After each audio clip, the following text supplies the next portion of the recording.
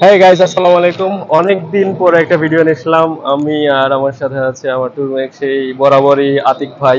আমরা দুইজন আজকে যাচ্ছি রাঙামাটি। আমি আছি কিন্তু এখন আমার সেই প্রাণকেন্দ্র মাদারীপুর। এর আগের ভিডিওতে কিন্তু আমি মাদারীপুর যে টার্মিনালটা সেটা দেখাইছি। তো আমাদের গাড়ি এখান থেকে 7:30টায়। তো পরবর্তী গাড়ি যেটা আমাদের 10:30টায় ঢাকা থেকে। তো চলুন একটা শর্টকাট ট্যুর রাঙামাটি ঘুরে আসি, আর পুরো পথে পথে কথা হবে। চলুন, লেটস গো। সায়দাবাদ সহ ঢাকার অনেক জায়গা থেকে রাঙামাটি ভ্রমণের বাস পাওয়া যাবে। সেক্ষেত্রে এসি এবং নন এসি দুইটাই পাওয়া যাবে। তবে মনে রাখতে হবে, যেহেতু বাস যোগাযোগ ছাড়া অন্য কোনো উপায় নাই, সেক্ষেত্রে রাঙামাটি ভ্রমণের জন্য কমপক্ষে 3 থেকে 5 দিন আগে টিকিট সংগ্রহ করে রাখাটাই ভালো হবে। তো আমাদের যাত্রা শুরুর থেকে আমাদের 10:30টা যাত্রা থেকে আমাদের এখন রাত 2টা বাজে। আমরা কিছুক্ষণের মধ্যে একটা বিরতিতে যাব, যেটা কুমিল্লার যে কোনো একটা হাইওয়েতে। রাত এখন 2টা বাজে। তো আমরা এখন কুমিল্লার এক হাইওয়েতে আছি, যেটা কালাকচুয়া খন্দকার ফুড গ্যালারি। এখানে আসছি, তবে আমরা কিন্তু ভিতর থেকে খাবার খাই নাই, আমরা খাইছি সম্পূর্ণ বাইরে থেকে ফাস্টফুড। ভিতরে কিন্তু খাবারের বিল এটা বরাবরই বলে থাকি যে অবশ্যই হাইওয়ে রেস্টুরেন্ট থেকে যারা বাজেট ট্যুরের মধ্যে আসছেন তারা অবশ্যই দেখে শুনে তারপরে খাবেন। সকাল 6টা বাজে। আমরা কিন্তু রাঙামাটি পার্বত্য অঞ্চলে চলে আসছি। আঁকাবাঁকা সড়ক, চোখ খুলেই দেখা গেলো এরকম বাসের ঝাঁকুনি বা বাসের দোলাদুলি। আসলে খুব ভালো একটা ফিল পাচ্ছিলাম। তো মনে হচ্ছিল রোলার কোস্টারে চলতেছি। তো খুবই ভালো লাগছে। তবে আমাদের মনে রাখতে হবে যে এই রাঙামাটি ভ্রমণের জন্য অন্তত কমপক্ষে 2 কপি নিজস্ব ভোটার আইডি কার্ড অথবা জন্ম নিবন্ধনের ফটোকপি সাথে রাখতে হবে, কারণ এটা যে কোনো চেকপোস্টে আমাদের দেখাতে হতে পারে। এখন সকাল 7টা বাজে। আমরা কিন্তু রাঙ্গামাটি এই লেকের পাশে মানে শহীদ মিনারে এসে পৌঁছেছি। আমরা এখান থেকে সবাই মানে যেরকম ঘুরে আমরা ওই রকমই এখান থেকে ওই পিছনে মাঝখানে ঘুরতে যাব।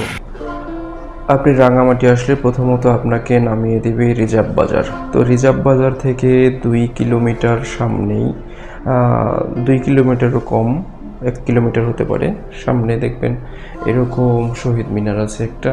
তো এই শহীদ মিনার থেকে মূলত আমরা ঘোরাফেরা শুরু করব। তো এখান থেকে আমাদের ট্রলার পর্যটন সুবিধা সহায়ক অবতরণ ঘাট, এই ঘাট থেকে আমাদের একটি রিজার্ভ ট্রলারে উঠতে হবে। তারপরে এই ট্রলারটি যদি পুরো একটি এই সাইজের বোট নেওয়া হয়, সেই ক্ষেত্রে আপনাদের 4 থেকে 5 হাজার টাকা বা এরও কম করতে পারেন। তো আমরা এখান থেকে প্রথমে চলে যাব নাস্তার জন্য। তো ওই পারে একটা নাস্তার হোটেল, যেটা আগে থেকেই বলা আছে, যদি মানুষ বেশি হয় তাহলে অবশ্যই বলে রাখতে হবে, সেই মতে তারা নাস্তার আয়োজন করে রাখবে। নয়তো বা আমাদের এই পার থেকে বাজার থেকে নাস্তা করে বোট ভাড়া করে তারপরে কিন্তু এই লেকে ভ্রমণ করতে হবে। আমাদের এটা একটি নদী বা খাল বা হাওরের মতো মনে হলেও এটা কিন্তু আসলে সেই কাপ্তাই লেক। আমরা চলতে চলতে চলে আসলাম আমাদের সেই সকালের নাস্তা যেখানে সারবো সেখানে।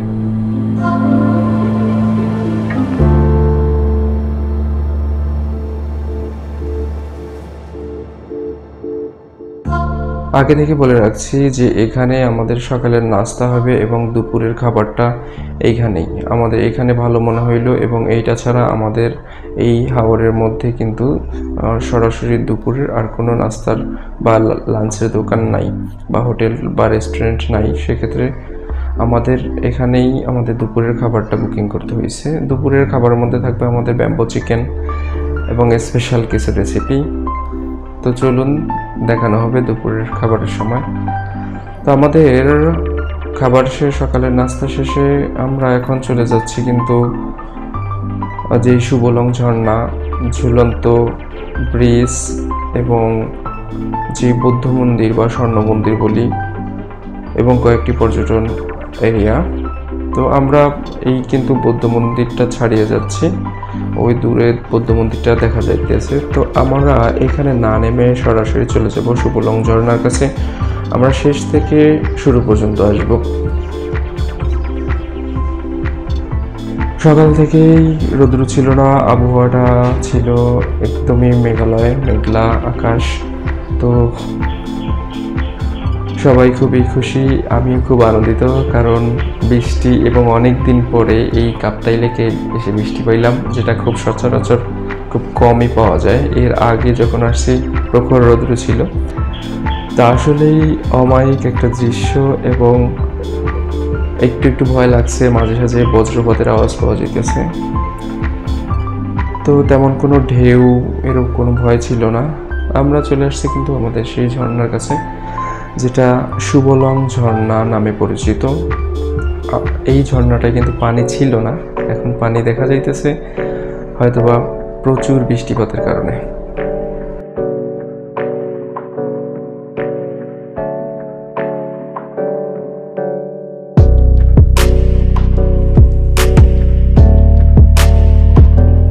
আমরা সুবলং ঝর্ণা শেষে আবার কিছু দূর পিছনে চলে আসছি। কিছুক্ষণ আগে যেটা দেখাইলাম যে বৌদ্ধ মন্দির, আমরা কিন্তু সেখানে চলে আসছি, এবং এখানে কিন্তু আদিবাসীদের একটা মার্কেট আছে। আমরা এই মার্কেটটা ঘুরে দেখব। আমরা কিন্তু সেই মার্কেটে চলে আসছি, টং দোকানের মতো মার্কেট, এবং এইখানে একটা খুবই মজাদার, যেটা ছোট একটা খাবার, ছোট ছোট আনারস, এটা মাত্র 10 টাকা পিস। দুপুরের খাবারের জায়গায় চলে আসছি, এখানে কিন্তু ব্যাম্বো চিকেন, শুটকি, ভর্তা সহ দুপুরের খাবারে আমরা সেরে নিলাম। তারপরে আমরা এখানে কিছুক্ষণ রেস্ট করে আমরা চলে যাব। এখানে কিন্তু ওয়াশরুমের ব্যবস্থা এবং চায়ের ব্যবস্থা আছে।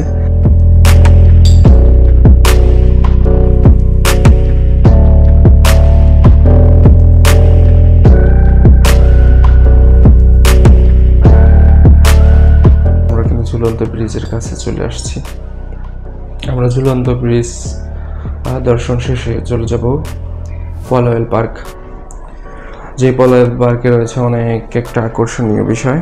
তো আমরা ঝুলন্ত লেকের এখানে যদি সকালে আসতাম, তো এখান থেকে আমরা বোট ভাড়া করে ঘুরতে পারতাম। তো আমরা এখানে আসছি, এখন বিকাল 5টা বাজে, কিছুক্ষণ পরে সন্ধ্যা ঘনিয়ে আসবে।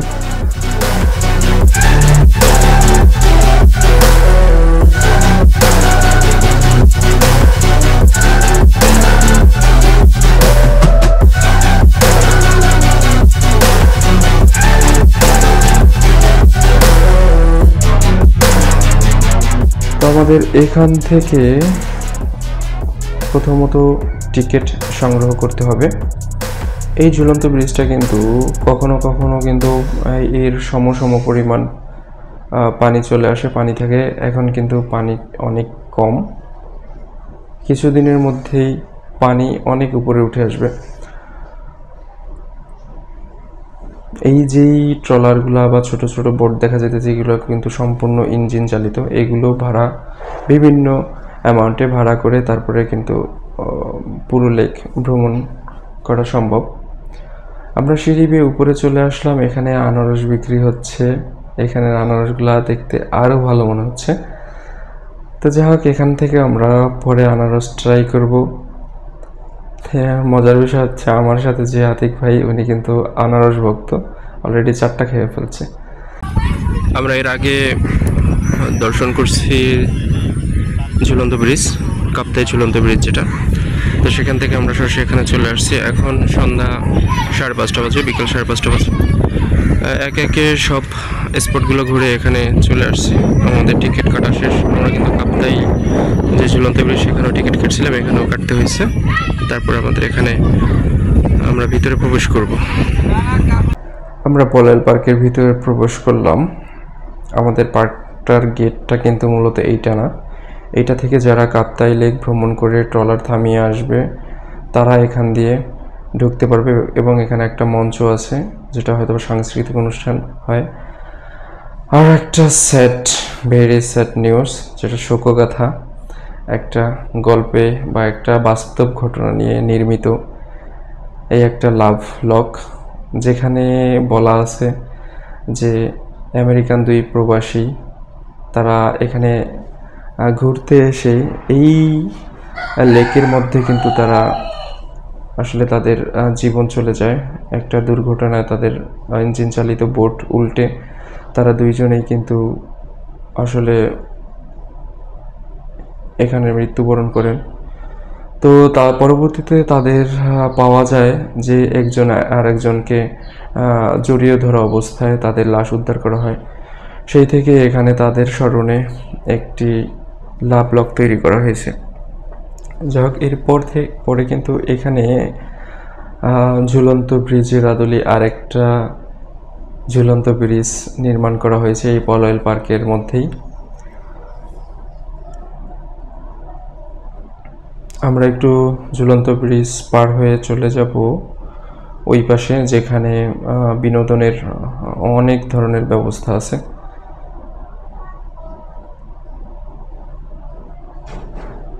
তো সন্ধ্যা ঘনিয়ে আসছে, লাইট বা আলোর স্বল্পতার কারণে এবং ক্যামেরায় চার্জ না থাকার কারণে আমি আর বেশি দূর আগাতে পারছি না ভিউয়ার্স।